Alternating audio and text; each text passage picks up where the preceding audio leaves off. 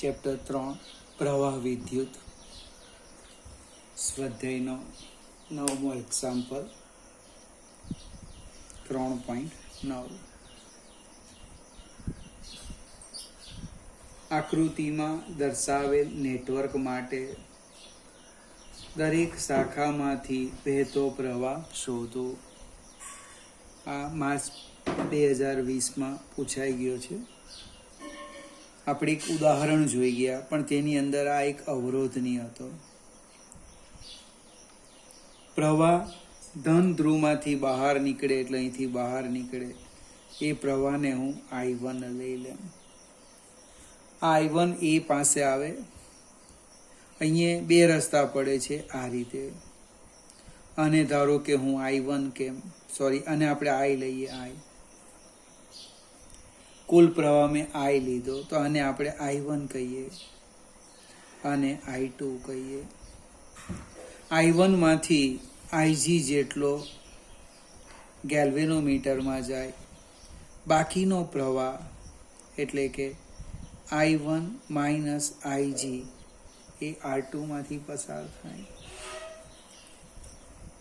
આ I2 અને Ig અહીંયા આવે છે, એટલે I2 પ્લસ Ig. C પાસે સરવાળો કરીએ એટલે I1 પ્લસ I2 એટલે અહીંયા આવશે I. પ્રશ્ન એ હતો, Ig મારે ધારવાના હતા, તો પહેલાં એમ જ જોઈ લો રફ.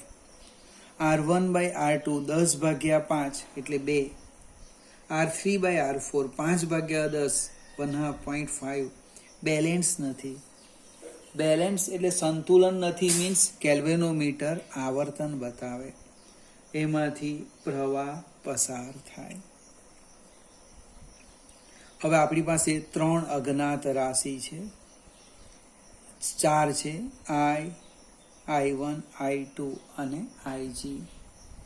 એટલે 4 સમીકરણ જોઈશે. અહીં એક ધારતે તો આપણે ઓછી કરી શકતે, I1 minus I લખતે, I1 minus I બને તો I2 ની જરૂર નહીં પડતે, 3 સમીકરણમાં આવી જતે. ચાલો કંઈ નહીં. હવે લૂપ લઈએ.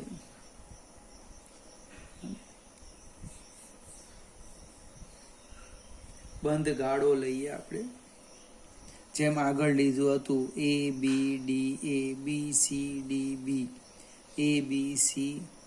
અહીંયા નામ આપી દેમ છું JK, A B C JK A.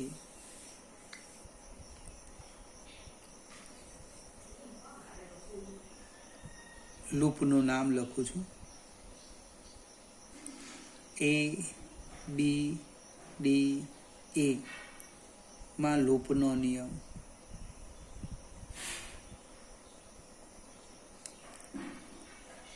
આપણે A થી B પ્રવાહની દિશામાં જામ એટલે ઘટાડો થાય, માઇનસ I1 R1, R1 ની કિંમત મૂકી દેમ છું 10I1. B થી D પ્રવાહની દિશામાં કેલ્વેનોમીટરનો અવરોધ 5 ઓહ્મ છે, 5Ig. D થી A પ્રવાહની સામે પ્લસ 5I2 = 0. આમાંથી લગભગ 5 સામાન્ય નીકળે છે, minus twice I1 minus Ig plus I2 = 0. સમીકરણ 1. અને 5 દુ 10, 5 ગુણ્યા 1 5 ગુણ્યા 1. આને સામે લઈ જાય તો પ્લસ થાય, પણ આપણે હમણાં એને રવા દઈએ. બીજી લૂપ લઈએ. Loop B C D B માં બંધ ગાળો લખો તો ચાલે. લૂપનો નિયમ, બંધ ગાળાનો નિયમ. B થી C પ્રવાહની દિશામાં ઘટાડો, માઇનસ 5 કૌંસમાં I1 માઇનસ Ig. C થી D પ્રવાહની સામે plus 10 I2 plus IG. D થી બી પ્રવાહની દિશામાં પ્લસ 5 IG ઇક્વલ ટુ 0. ફરીથી 5 સામાન્ય નીકળે છે. માઇનસ I1 માઇનસ IG, પાંચમું કાઢી લેમ છે અહીંયા, plus twice I2 plus IG plus IG equal to 0. સાદું રૂપ આપું છું, વત્તા ઓછા ઓછા I1 ઓછા ઓછા વત્તા IG plus twice I2 twice IG plus IG equal to 0. Minus I1 plus twice I2 plus 4 IG equal to 0. સમીકરણ 2. આપણે સેજ આગળ જઈએ. એ બીજી લૂપ લઈએ જેમાં એક બેટરી આવે. Loop A B C J K A માં લૂપનો નિયમ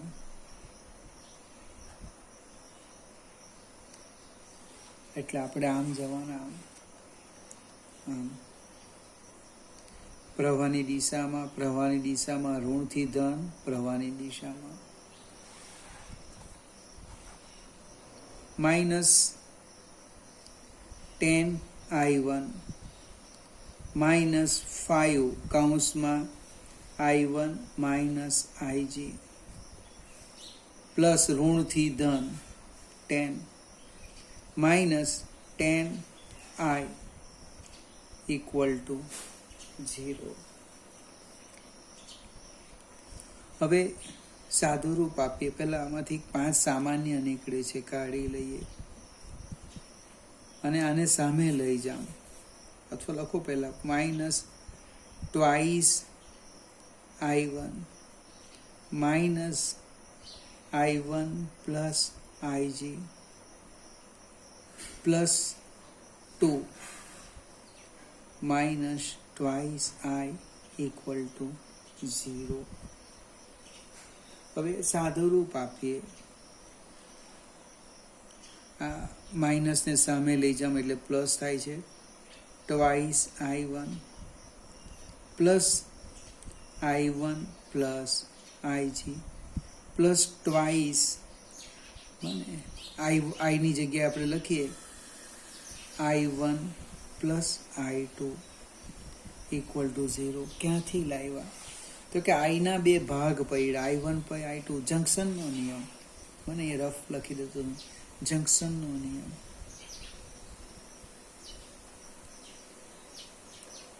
I બરાબર I1 પ્લસ I2. સાદું રૂપ આપીએ હજુ પણ. ટ્વાઇસ I1 પ્લસ I1 એટલે 3I1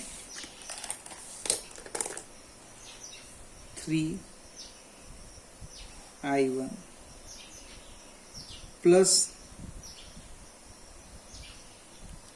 IG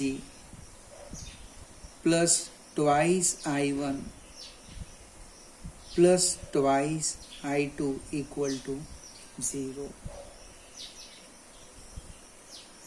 3I1 plus twice I1 એટલે 5I1 plus twice I2 plus IG equal to 0. સમીકરણ 3. મારી પાસે 3 સમીકરણ છે અને 3 અજ્ઞાત રાશિ છે આમાં, I1 I2 અને IG. એનો આપણે ઉકેલ મેળવી શકીએ. સમીકરણ હું અહીંયા માત્ર જાણ ખાતર લખું છું.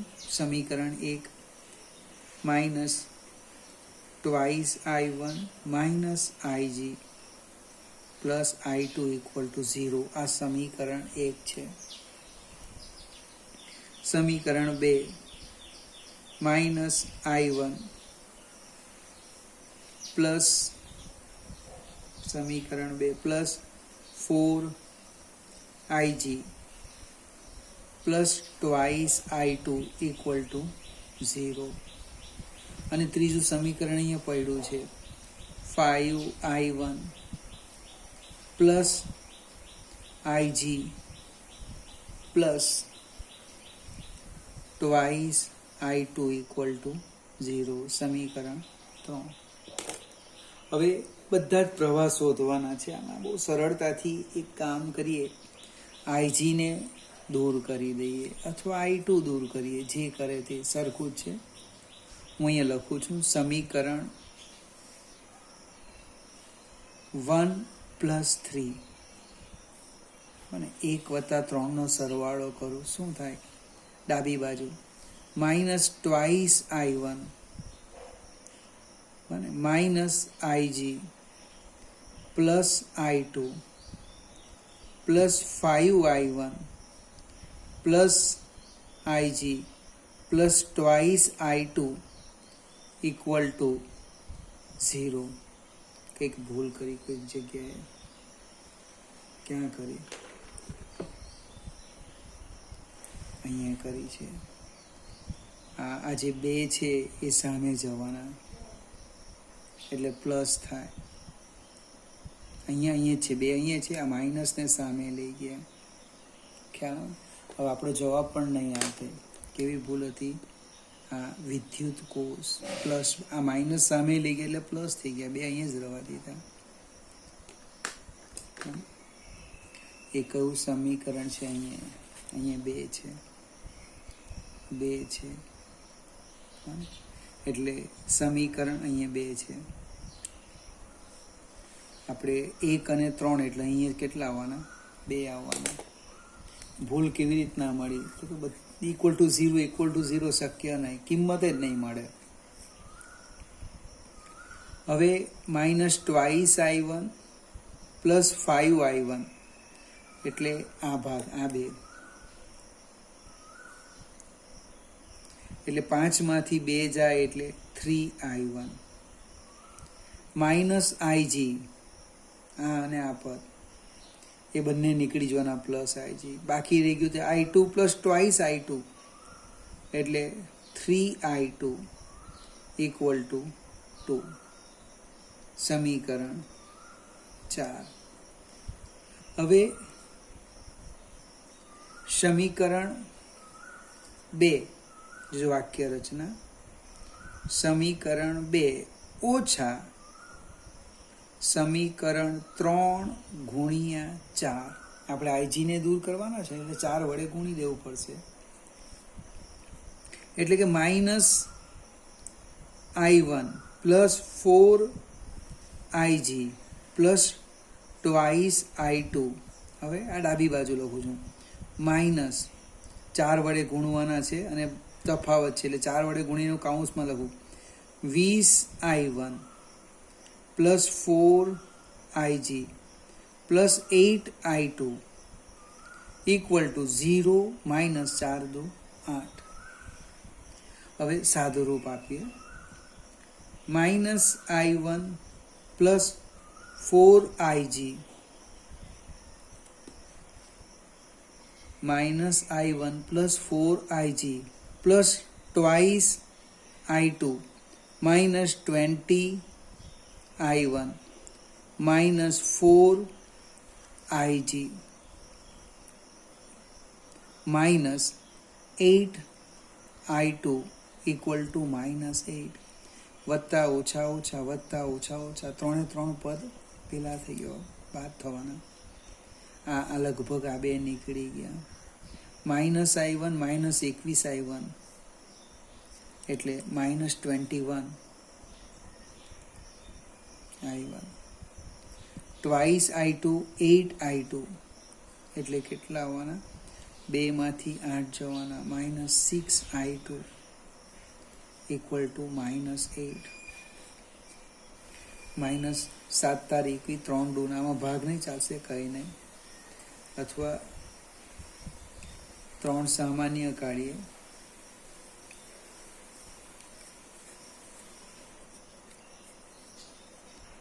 આમાંથી -3 સામાન્ય કરું. -7 તારીખ 7 I1 -2 I2 બરાબર -8/3. ઋણ કાઢી નાખીએ અથવા રવા દઈએ.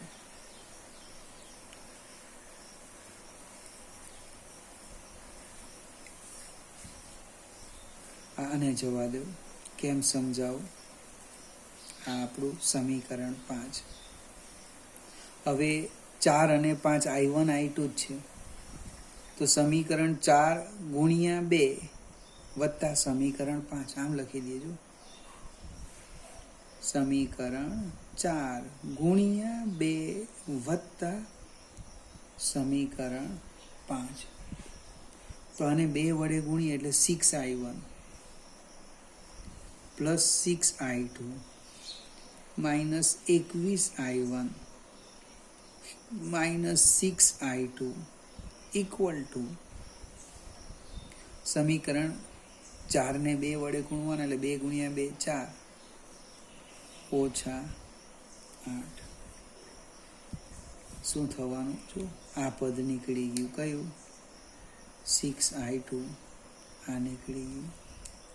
21 માંથી 6 જાય એટલે લગભગ -15I1 આવે બરાબર -4.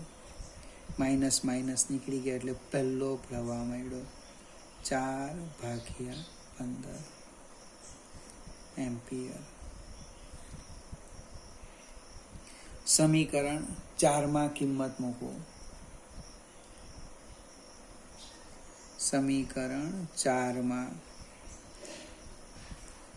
કિંમત મૂકતા શું થવાનું? સમીકરણ 4 કિંમત મૂકી દઈએ 3 × 4/15 I1 ની કિંમત મૂકી પ્લસ 3I2 ઇક્વલ ટુ 2. 3 15 5 તારી 15 એટલે કેટલાઓના 4/5 એટલે કે 3I2 બરાબર 2 -4/5.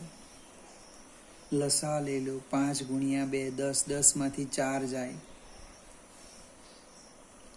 10 માંથી 4 જાય 6/5. સાદું રૂપ આપો.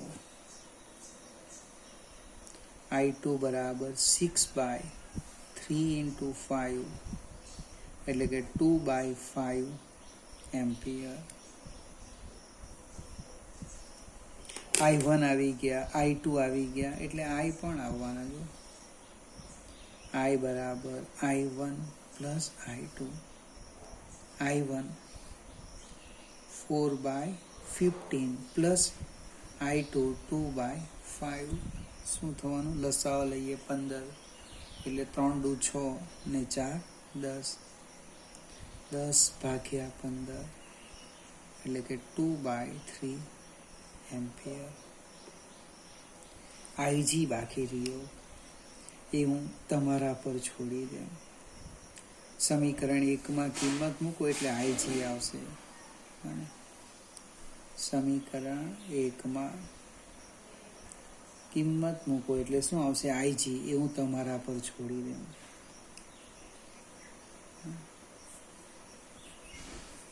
હવે કદાચ કોઈક જગ્યાએ ભૂલ લાગે એવું લાગે છે.